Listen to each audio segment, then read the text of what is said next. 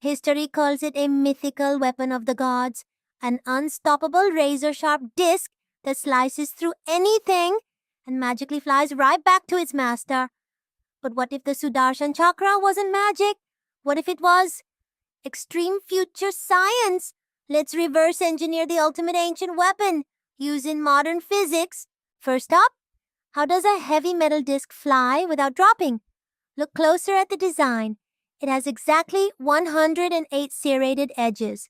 In an aerodynamic simulation, these teeth act like micro airfoils. Spinning at ultra-high RPMs, these edges generate massive air turbulence, creating a localized low-pressure zone above the disc.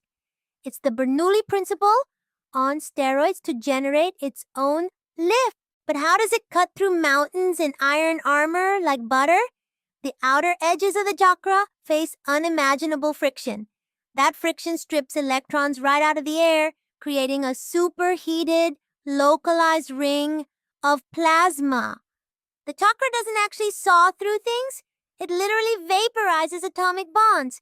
It dissolves matter at the molecular level before the metal even touches it.